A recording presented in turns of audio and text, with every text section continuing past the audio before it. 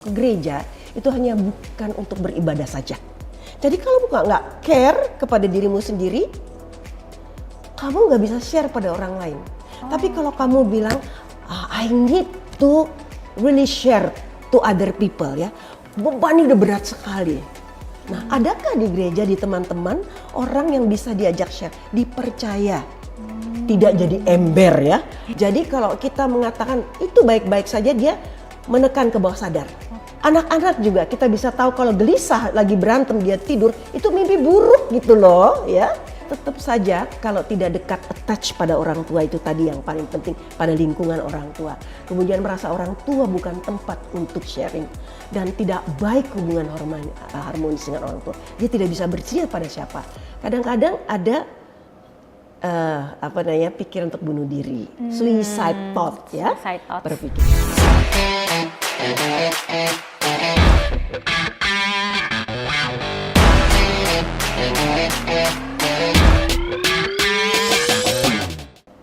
Shalom warga Jambu, akhirnya bertemu lagi dengan kita di podcast kita yang ke-6.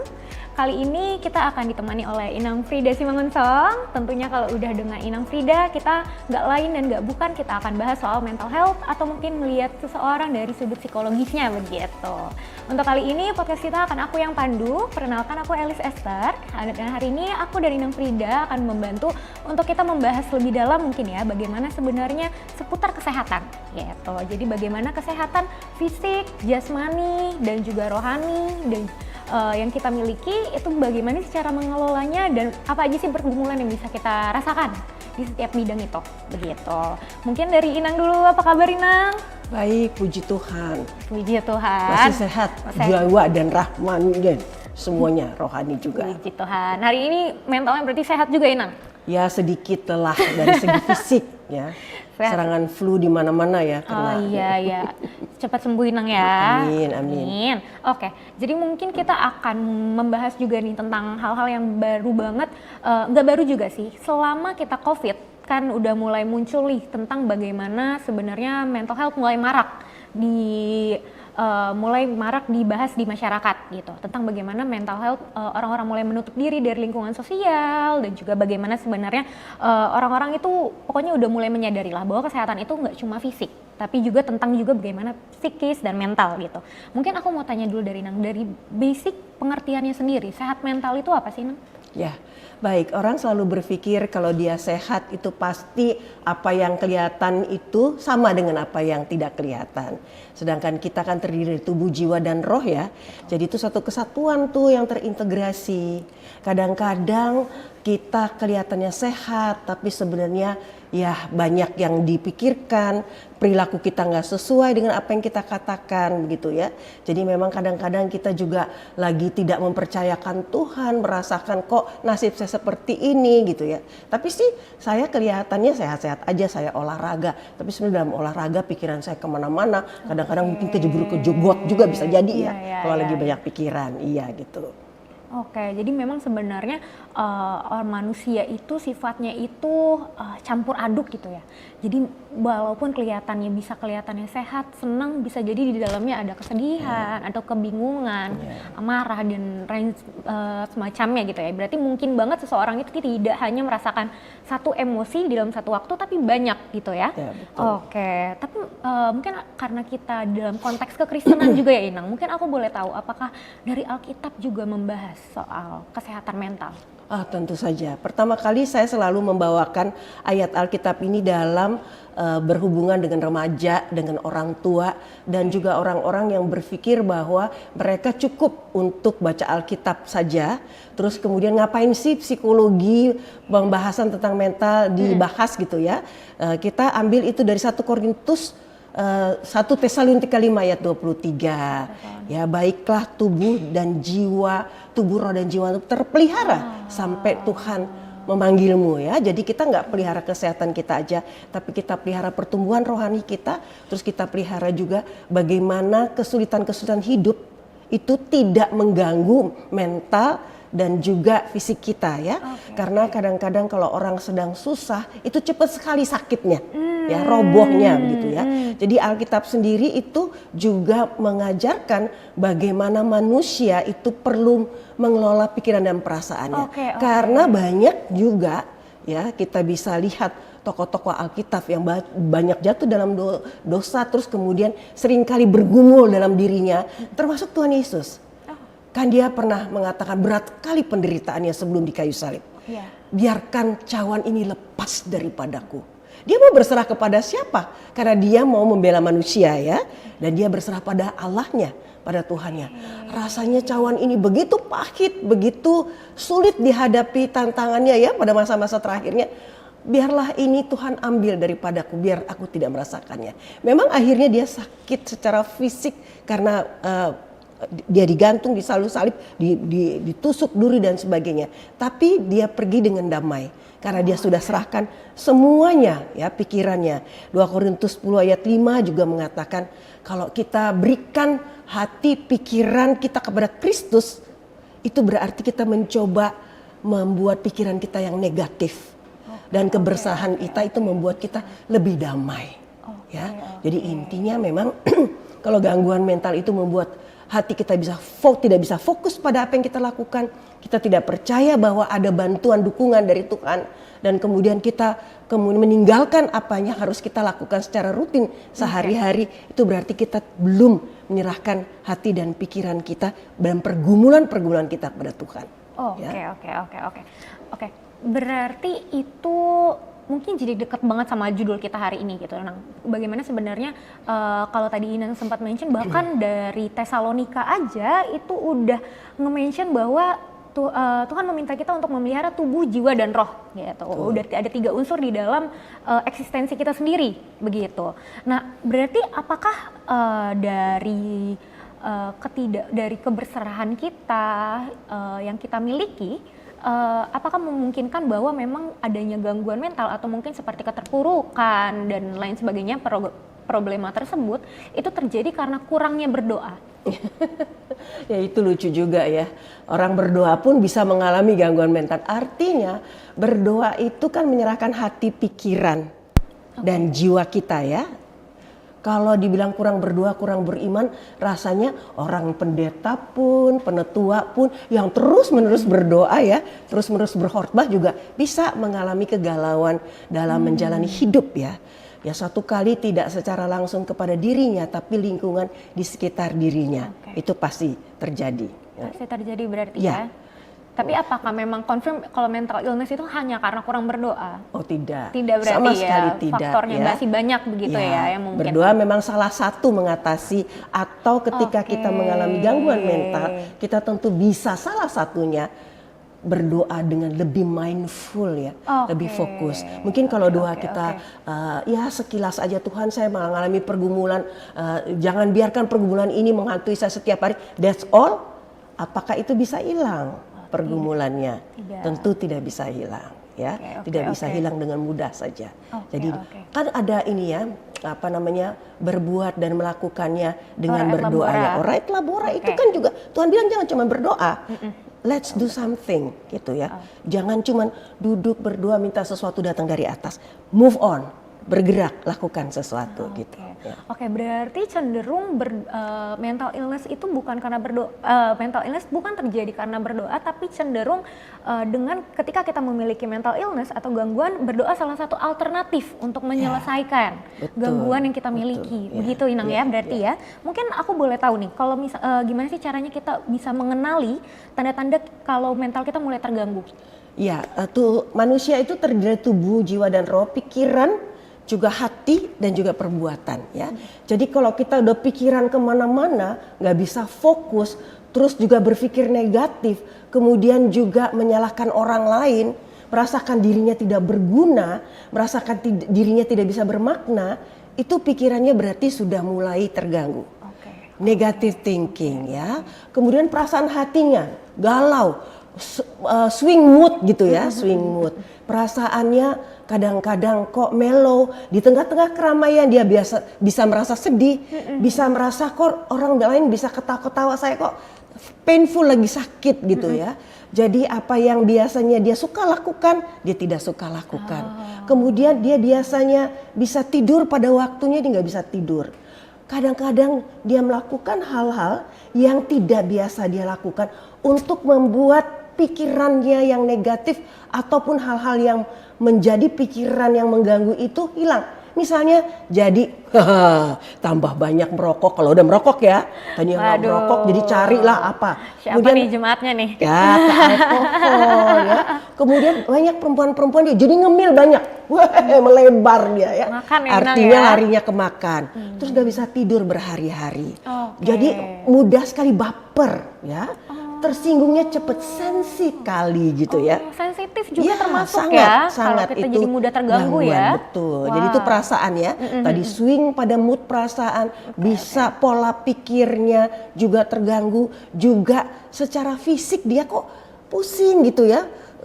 Sampai kambuh misalnya ya. Mahnya gitu. Mahnya Oke. sampai segala macam rasanya badan pegel, sakit, otot kok kayak kebentur, bengkak kayak gitu ya. Tapi nggak jatuh. Ke dokter nggak ada sakit apa-apa begitu ya. Itu bisa Kalau kita bilang disebabkan juga? psikosomatis juga, tahu Oke, ya?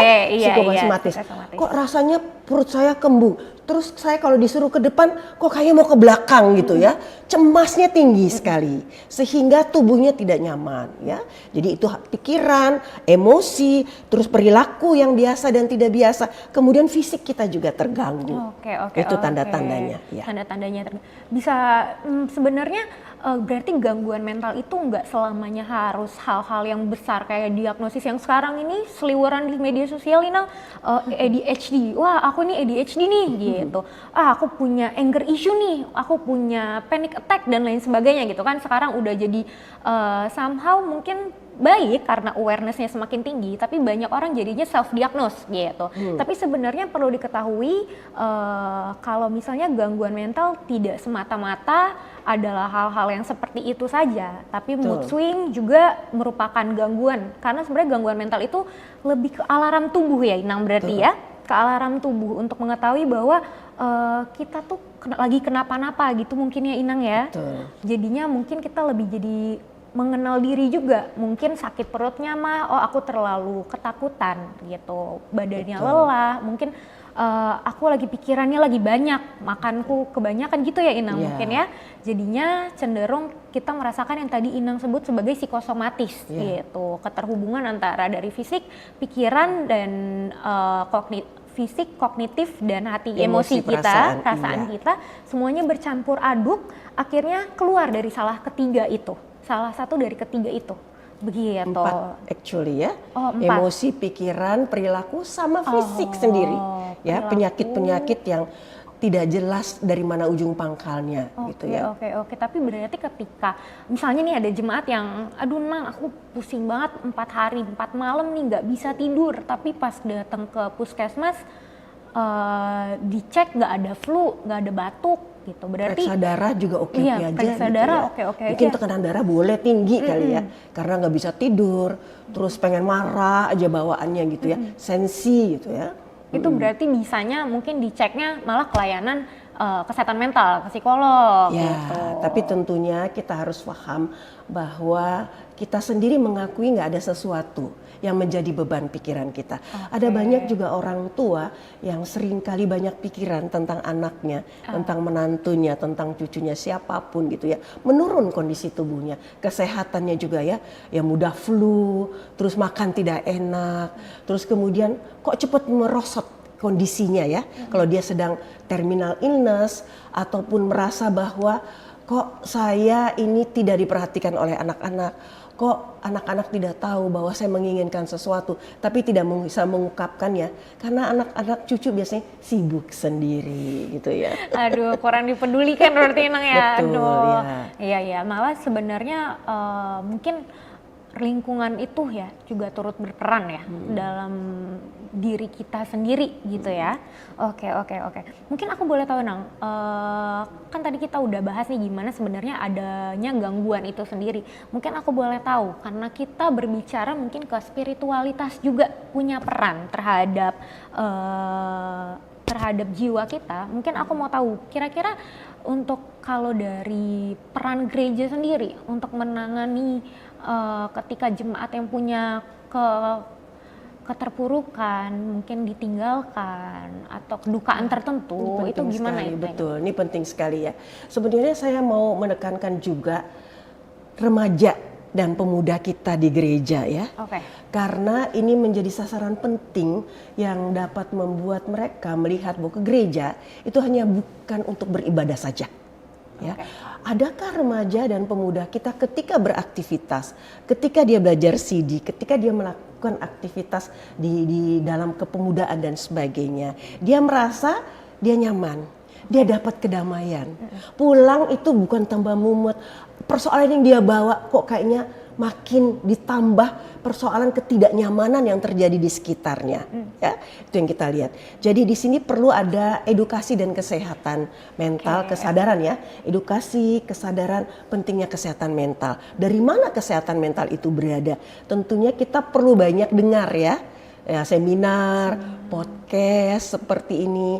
Terus kemudian pelajar-pelajar CD itu juga ada sesi psikologinya, di mana dia lebih mengenal dirinya, dia lebih mengenal hubungannya dengan orang lain, bagaimana dia juga di dalam misalnya menghadapi tugas-tugas di sekolah dan konflik pada orang tua. Kita tahu pada masa remaja pemuda itu mulai apa yang ada dalam rumah itu berpindah keluar. Ya, berpindah keluar itu bisa dia bawa kedamaian, bisa bawa dia konflik sudah dari rumah, kemudian di sekolah dia juga tidak nyaman dan damai, ada banyak konflik terjadi di sekolah, demikian juga kalau dia sudah bekerja atau beraktivitas lain. Jadi kalau di gereja dia juga tambah mumet, mungkin dia diomongin teman-temannya, mungkin dibilang kamu nih gimana sih terlambat, kamu nggak melakukan tugasmu, kamu latihan kurang dan sebagainya, itu tambah mumet dia ya. Belum lagi misalnya tidak ada cukup wadah yang bisa mengaspirasi mereka di dalam kegiatan. Misalnya kalau lagi mumet begitu, ada nggak kegiatan memulai paduan suara kita relaksasi dulu, gitu ya. Terus ada sesi sharing gitu ya. Terus kemudian di gereja kalau kita sudah tidak bisa lagi menangani begitu sudah memuncak, ada nggak orang yang kita bisa sharing? Karena saya selalu katakan bahwa sharing is caring. Jadi kalau nggak care kepada dirimu sendiri, kamu nggak bisa share pada orang lain. Tapi kalau kamu bilang, I need to really share to other people ya, beban udah berat sekali. Nah, adakah di gereja, di teman-teman, orang yang bisa diajak share, dipercaya? Tidak jadi ember ya, apa yang dia omongin itu keluar.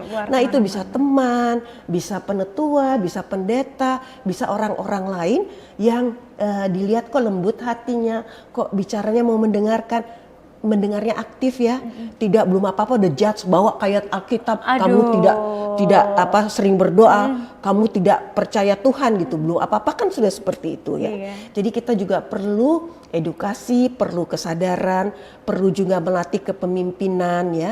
Saya pikir ada banyak tempat ya, nggak mungkin karena saya di Fakultas Psikologi juga kami menyiapkan peer counselor. Tapi dari peer counselor kita bisa juga memberi penataran, pelatihan pada penetua. Ya pendeta tentu ada pastoral counseling, cuma ada cukup waktukah untuk itu sehingga dia perlu mendelegasikan ya kepada orang lain. Siapa? Penetua, bisa non penetua profesional atau orang-orang mungkin seperti kita GR ya, seperti kita yang bisa diajak ngomong untuk meringankan beban ya. Kemudian itu tadi dukungan sarana prasarana untuk satu tempat yang dimana kelompok kecil bisa sharing ya, tidak hanya PA Alkitab, oke boleh tentang Alkitab. Tapi bagaimana kehidupan kita yang kita jalani sehari-hari. Bagaimana remaja menghadapi tantangan di rumah, konflik dengan orang tua. Remaja punya konflik di sekolah, dengan temannya, dengan gurunya, dengan unsur sekolah yang lain. Ya, dia udah bawa persoalan, kena konflik lagi, ribut atau dia merasa teman-teman tidak menerima dia padanya, terus dengan guru juga konflik, terus kemudian dia datang ke gereja juga tidak ada tempat untuk dia sharing. Mungkin tidak individual tapi kelompok kecil. Nah itu kan kita perlu tempat, perlu orang yang menjadi fasilitator, tutor ya. Kemudian barangkali kita punya hotline, kita punya profesional ya misalnya kita kan lagi upaya nih dari seksi pendidikan ya tadi ya, dari seksi pendidikan Bonaru udah nggak ada, jadi mengatakan bahwa kita punya banyak profesional di sini yang bisa membantu dari konseling karir gitu ya, dari konseling masalah-masalah kehidupan, masalah konflik dalam diri, dalam kelompok dan sebagainya, sehingga kita perlu volunteer di sini yang bisa membantu teman-teman dari berbagai kalangan. Sekolah minggu juga punya problem dengan orang tuanya, dengan sekolahnya, dengan bullying. Banyak sekali. Jadi guru sekolah minggu juga perlu kita berikan edukasi dan juga pelatihan bagaimana mendengar aktif, bagaimana apa yang kita sebut psychological first aid. P3K-nya psikologis untuk bisa mendengarkan dan mengurangi beban, terutama untuk keseluruhan terintegrasi dari tatanan yang paling bawah tentunya sampai ke atas. Tapi tentunya ini perlu kebijakan, perlu juga sistem dan tata cara dari gereja kepada kategori yang lain gitu. Banyak yang gereja bisa lakukan. Pendeta bisa dari mimbar bicara tentang bagaimana kerinduan untuk punya perasaan damai dengan diri kita sendiri, damai dengan orang lain.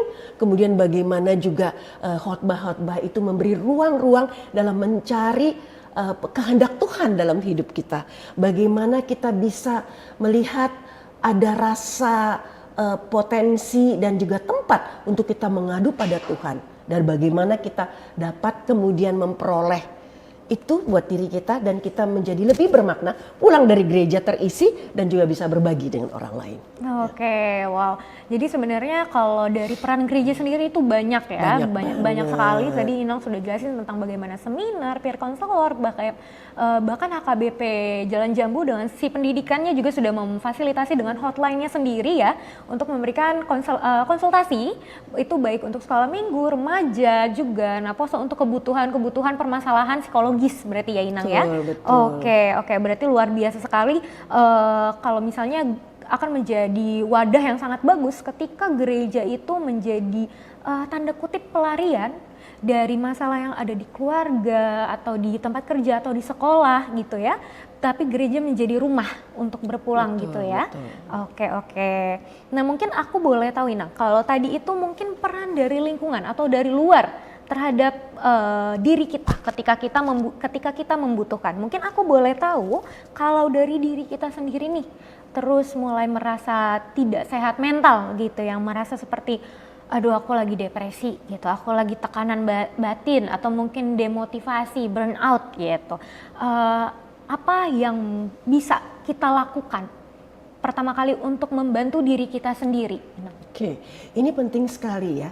Pertama kali kita harus admit it, akui dulu bahwa saya lagi tidak baik-baik saja. Seringkali kalau kita lagi galau, orang bisa melihat muka kita mengkerut kayak jeruk purut, terus kayaknya galau gitu ya, terus kayaknya nggak fokus, orang tanya apa, dia tanya apa, pasti kita diberhentiin, dengerin dulu.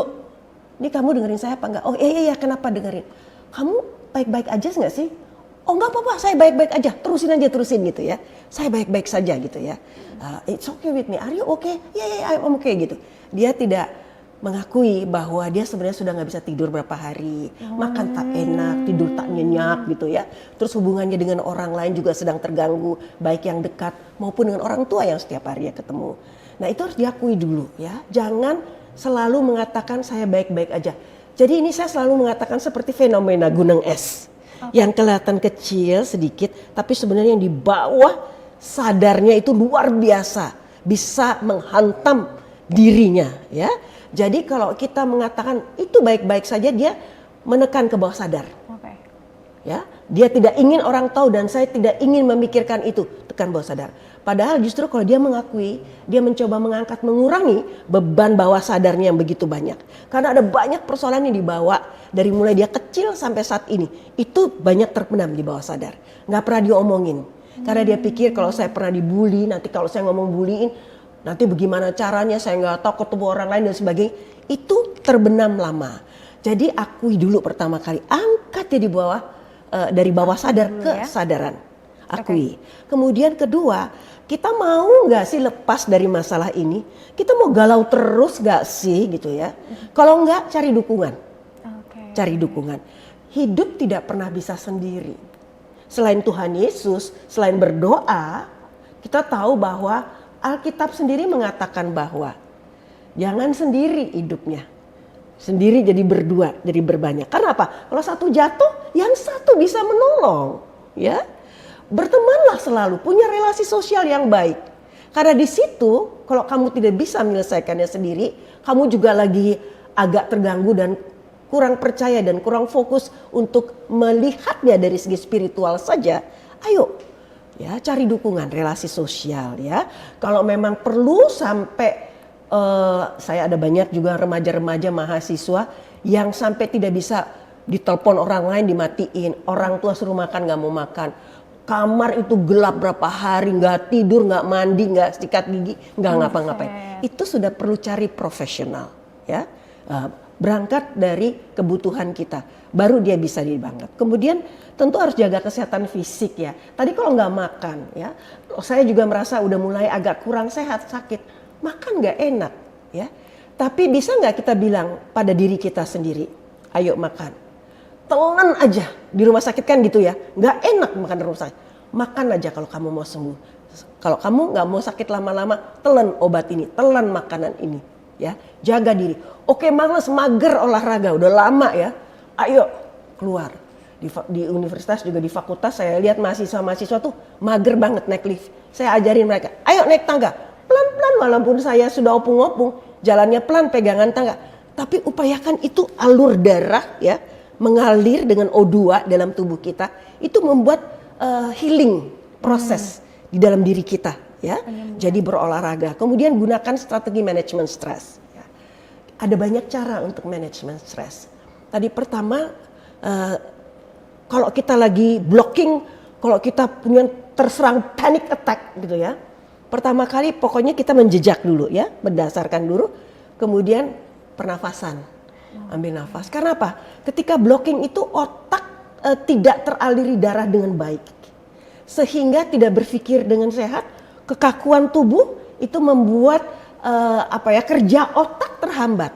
Tidak berpikir kepada jalur yang seharusnya. Ini bahasa sederhananya ya, di neuropsikologi. Jadi kalau kita ambil nafas, terus kemudian minum air putih, tenang. Ada yang mengatakan kalau misalnya udah sampai rumah, jangan meledak dulu. Udah didatangi oleh pasangan atau anak-anak atau siapapun yang ingin mencurahkan juga hati, pikiran ataupun permasalahannya. Tunggu dulu ya, saya cool down dulu. Karena saya tahu, saya kalau ngomong bisa kasar, bisa tekanan darah tinggi, malah menyakitkan orang lain. Jadi kita yang harus tahu, oke, saya perlu tenang, saya perlu mesti mandi dulu, saya perlu sebentar aja, me alone gitu ya. Sendiri ambil nafas, terus kemudian olahraga ringan. Karena itu tegangan otot ya kepada otak membuat darah tidak mengalir, itu membuat kita tidak bisa berpikir dengan baik. Kemudian tadi ya, bagaimana kita bisa menuliskan, berbicara pada orang, sharing untuk mengurangi beban mental kita. Believe it or not, Tuhan sendiri mengingatkan pada kita. Sampai matahari terbenam, jangan biarkan persoalanmu kau bawa sampai esok hari. Ya. Anak-anak juga kita bisa tahu kalau gelisah lagi berantem dia tidur, itu mimpi buruk gitu loh ya. Mimpi buruk. Jadi baik kita sebelum tidur itu tenang, atau supaya bisa tidur kita tenang ya, dia tidurnya nyenyak gitu. Kalau enggak tentu ada sesuatu yang belum selesai ya. Kemudian batasi hal yang memperburuk kondisi tadi ya, minum-minuman keras, terus makanan makin semua dimakan gorengan, gula, asam yang memperburuk asam lambung yang sedang naik karena ada banyak masalah ya. Jadi yang penting pada zaman sekarang juga kurangi berita medsos. Ini anak muda ya, medsos yang menyangkut apa yang sedang kita alami atau menambah pemikiran kita dan memicu kecemasan kita dan stres ya. Kemudian tentu kita buat rencana pemulihan bertahap. Jangan lupa tetapkan tujuan kecil-kecil yang realistis. Kok kita overwhelm dengan tugas kita, beban kita, tentu kita harus kurangi dan juga belajar kaderisasi para pemimpin kecil ya. Bagi tugas dengan teman supaya beban itu tidak ditanggung sendiri dan kamu stres sendiri kalau itu tidak selesai dimarahin oleh orang lain ya. Jadi Kalau pada yang waktu krisis ketika muncul ini banyak di klien saya maupun mahasiswa ya yang saya ajak. Saya sudah 45 tahun mengajar ya. Jadi setelah berbagai macam generasi. Tapi mereka tetap saja kalau tidak dekat attach pada orang tua, itu tadi yang paling penting, pada lingkungan orang tua. Kemudian merasa orang tua bukan tempat untuk sharing. Dan tidak baik hubungan harmonis dengan orang tua. Dia tidak bisa bercerita pada siapa. Kadang-kadang ada pikiran untuk bunuh diri, suicide thought ya, berpikir. Nah, kalau itu sudah terjadi itu berarti Anda harus cepat-cepat mencari bantuan. Coba ada hotline nggak gitu ya? Kemudian ada teman nggak? Saya sering juga dikontak remaja cucu saya yang sekitar 17-19. Opung boleh nggak saya sedang galau nih, boleh nggak saya konsultasi atau bicara lewat Zoom dan sebagaimana, terutama pada masa pandemi ya. Ya harus siap. Kadang-kadang kami bicara dari jam 11 sampai jam 1:30 karena dia tidak bisa tidur. Tidak bisa tidur, dia perlu teman bicara. Pelan-pelan memang saya tahu bahwa pikirannya sudah buruk sekali. Kalau saya nggak bisa ngomong sama orang lain, saya pasti besok bangunnya seperti apa, pekerjaan saya seperti apa ya. Karena memang sudah sangat depresif, sudah burn out-nya luar biasa ya. Dan kadang-kadang memerlukan juga, kadang-kadang kalau sudah psikolog tidak bisa, dia harus ke psikiater juga. Perlu obat penenang supaya bisa tidur. Otaknya kerja menjalin dengan baik dan tenang dulu, baru bisa bicara apa sih sebenarnya yang menjadi beban pikirannya ya. Saya pikir itu ya. Oke. Banyak sekali waktunya. Iya, kita udah jadi sharingnya banyak sekali ini dari Inang, banyak banget insight-nya. Terima kasih Inang. Jadi kita udah berarti step-stepnya mungkin tadi udah dijelasin Inang juga, bagaimana ketika kita menghandle diri kita sendiri. Begitu, mungkin ini bisa menjadi alternatif ketika memang kita lagi kesulitan untuk mencari bantuan. Jadi mungkin kita melihat ke diri kita sendiri yang tadi Inang bilang, kita akui dulu perasaannya, kemudian tahap-tahap yang tadi Inang sudah lanjutkan gitu ya. Mungkin aku mau yang terakhir mungkin Inang sambil menutup podcast kita, aku mau tahu apa janji Tuhan bagi kita, kesayangannya yang sedang lemah, khawatir, lelah dan lainnya. Ya, ingat janji Tuhan bahwa datanglah kepadaku, hai kamu yang letih lesu dan berbeban berat. Aku akan membantu mengangkat beban itu dan hidupmu akan lebih tenang karena bebanmu itu udah diangkat, udah diserahin ya. Tidak bisa orang lain yang memecahkan persoalan kita. Kadang-kadang kita tidak puas ya. Kenapa sih kita konsultasinya sama orang lain tidak pada Tuhan dulu? Karena dia sudah berjanji ya. Kalau kita katakan ucapan berbahagialah orang yang memang merasa hidupnya itu berjalan dengan Tuhan ya. Kamu tidak pernah sendiri. Ingat the footprint juga ya, ya jejak kaki. Bahwa kok kita dalam berbeban berat kita lihat memang kok kakinya cuman 2 ya, kaki kita nggak kelihatan, rupanya itu kaki Tuhan. Karena kalau kita sudah mumet tidak bisa melakukan apa-apa, satu-satunya jalan pertama berlutut. Serahkan itu pada Tuhan, pasti dia buka tingkap-tingkapnya tuh, ada jalan-jalannya ya. Karena dia bilang itu janji dia ya. Siapa yang datang mengetok pintu, aku akan masuk ke dalamnya ya. Jadilah aku menjadi bagian hidupmu sehingga hidupmu akan menjadi lebih tenang, lega, tidak berbeban berat. Seperti juga itu dia lakukan pada hamba-hamba Tuhan yang lain yang sepertinya mau mati aja karena begitu banyak beban ya. Jadi harus dipikirkan bagaimana kita memberikan pikiran kita ya. Tadi ya dari Pengkhotbah 49 ayat 10 juga tadi dikatakan jangan sendiri ya. Jangan biarkan kamu menawan pikiran buruk dan negatifmu sendiri. Tuhan akan menaklukkannya. Pikiran negatif perlu kita serahkan supaya tidak merusak keseluruhannya ya. Filipi 4:6 ayat 7 juga janganlah hendaknya kamu khawatir tentang apapun juga, tapi nyatakan keinginanmu kepada Tuhan Allah. Dia akan memberi hati dan pikiranmu. Tuhan memberkati kita ya. Oke, terima kasih Inang. Sangat amat insightful sekali. Kita di sini udah bahas banyak sekali ya teman-teman. Terutama dari tadi janji Tuhan tidak akan meninggalkan kita. Jangan takut, jangan khawatir dan juga berbahagialah. Serahkan semuanya ke dalam tangan Tuhan. Itu udah Tuhan janjikan semuanya di dalam Alkitab gitu. Jadi memang kita udah belajar banyak banget dari selama kita podcast ya teman-teman, bagaimana bagaimana kesehatan fisik kita, kognitif kita, psikologis kita, jiwa kita, itu semua berpengaruh. Dan juga kita juga belajar bagaimana Alkitab ternyata pernah membahas tentang mental health issue gitu. Dan mungkin bagaimana ada stigma-stigma masyarakat terkait kita yang kurang bersyukur, kita yang kurang berdoa, itu harapannya untuk jangan ada yang seperti itu ya, tapi malah cenderung kita memberikan penguatan afirmasi positif terhadap lingkungan kita, terutama peran keluarga juga gitu, karena memang balik lagi apa yang juga kita miliki di rumah itu yang akan kita bawa juga ke keluar ya Inang ya, berarti ya.